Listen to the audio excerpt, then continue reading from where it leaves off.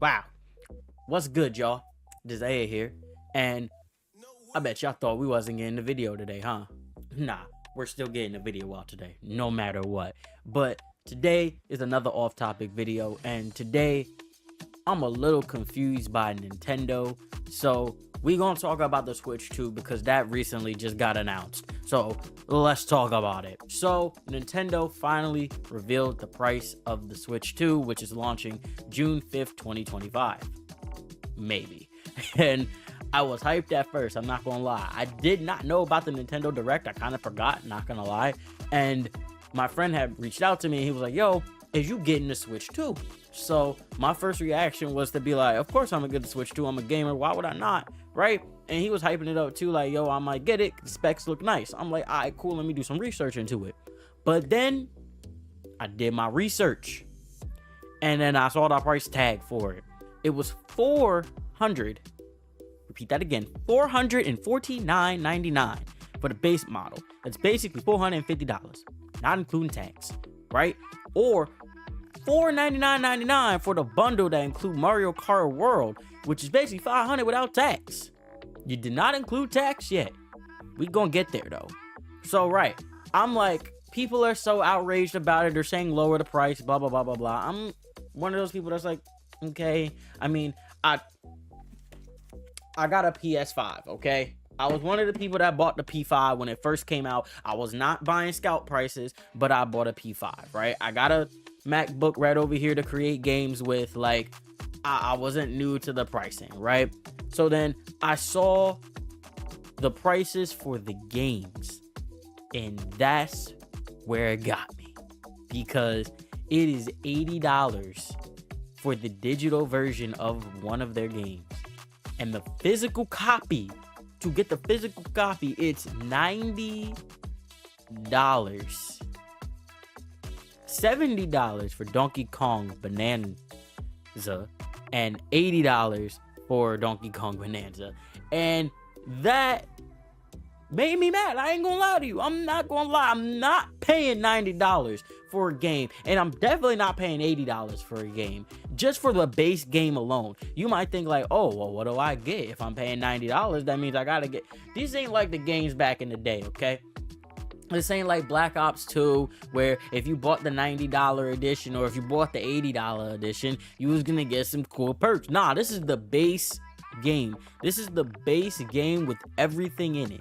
The base game with everything in it is $90. That means if you walked into Best Buy or GameStop or wherever it is you buy your games, and you walk into the store, bada bing, bada boom, this is what you're paying for the base game. I'm pissed. I'm not gonna lie to you, because I know there's people that still gonna buy this and justify it and be like, oh, well, it's $90. The game's gonna be... I don't care. $90 is outrageous compared to what we used to be paying for games, right? $90 for the base game. The base game. And the Switch 2, also, we're not trying to bring politics into this, so don't go into the comment section, but I have to talk about it because it's true. Delayed. It got delayed. Switch 2 got delayed because of the tariffs. And so basically, we're paying for all of that because they basically hiked up the prices of everything, right? And I'm not sitting here like, oh, we should like riot or nothing like that, right? But at the end of the day, I feel it's still outrageous to set your base game to $80-$90, right? Because Nintendo has always made good products, right? They make Mario, they got Game Freak out there making Pokemon, which debatable if you really like what's going on currently with Pokemon, right? Like, I feel like it's just, the greed has just came in now to gaming, and it's getting more and more noticeable with each coming year, because I can't sit here and lie and act like the Switch 2 is not going to be having a lot of good games on it, but at the same time, the Switch 2 is not going to be running Cyberpunk 2077 with ray tracing and all that shit. Like, it's not going to do all that, right? So I don't expect to see ray tracing in a Mario game. So I don't understand the price jump to $90 $80. I don't get that at all. I don't get the move, because you expect people to work a 9 to 5 shift, right? Come home, and the first thing they do is look at their kid, and their kid goes, I want the Switch too. I want Mario, right? Cool. Okay. I want the Switch too. I want Mario. They gotta pay $450 for that. No, sorry. They gotta pay $500 for that. $500. Or they gotta pay the $90 in the store. Unless they pay for it digitally, then they gotta pay for it $80. But that's not even the reason that I really am talking about this, because this is a bigger problem for gaming, because we saw this with supply drops, right, in all of the games that we've seen, and they now said that it's gambling, and a lot of people have taken it away, right? So since companies can't be greedy with that type of stuff anymore, and now we have all of these things where we're releasing skins and all these free-to-play games, which are now being more predatory about chasing people's wallets instead of making a good game, right? So we let them get away with charging $90, $80 for a Mario game, right? Or for any other games that's going to be published on the Switch too, right? That is going to set the precedence for everything else in the gaming industry. Because really think about it, right?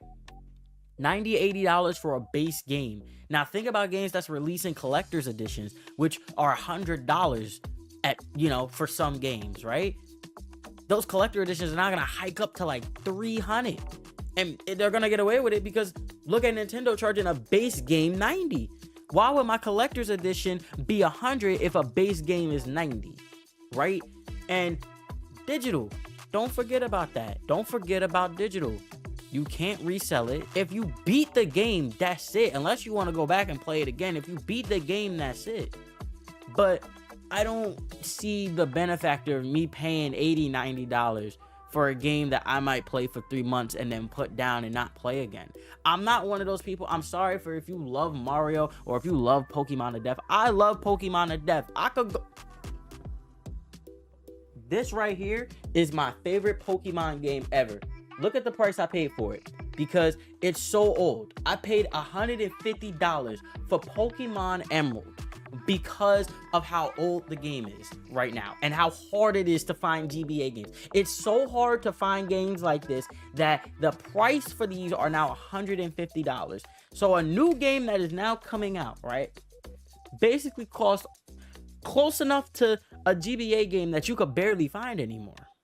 That should tell you a lot, because now games like these that you can rarely find unless you just, if you go on the internet, you could pirate them, right? You could find emulators. I get that. Like, I'm not sitting here saying like don't emulate a game, but that's on you, right, to emulate a game. But my point is that you literally could see these also hike up, which is a good and a bad thing, because now you can barely find these games. Nintendo selling those games for $90, $80. These might start selling for $300, which is good for some people, bad for other people that are collectors.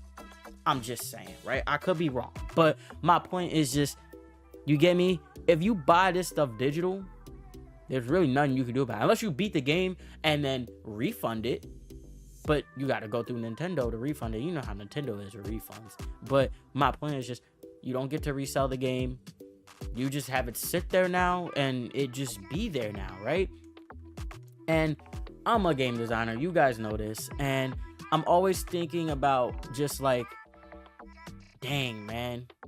Remember when we used to just sit there and just 12 o'clock at night waiting for a game to drop, and it costs like $60, $70. Now we about to start paying for games that are $90. And I'm not the only one that feels this way. The community has also flooded. You should have seen the chat, first of all, at Nintendo Direct. I've seen videos. People were literally spamming, drop the price, drop the price, drop the price, right?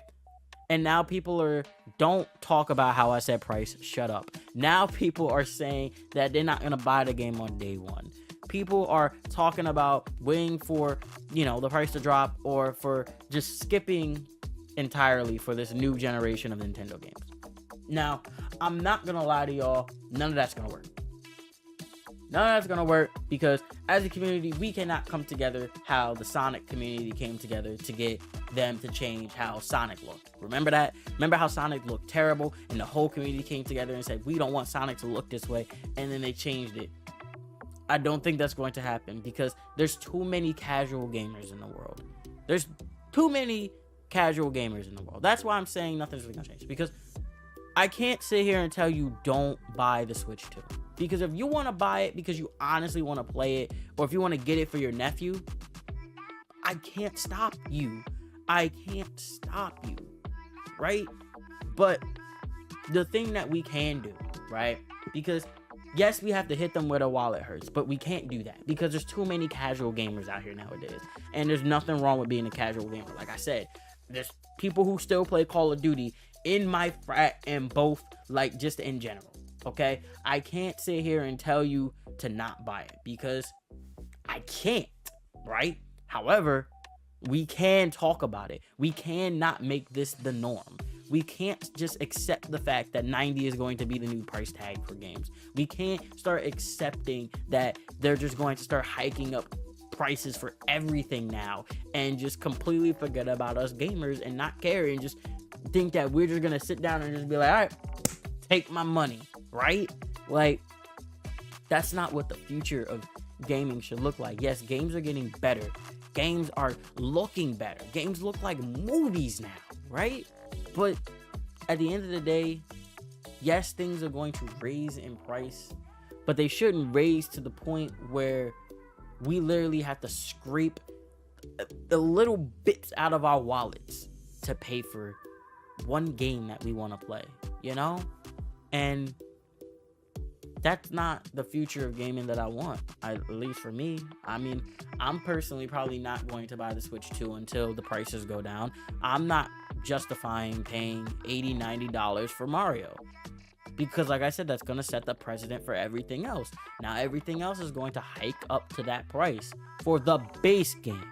Again, the base game.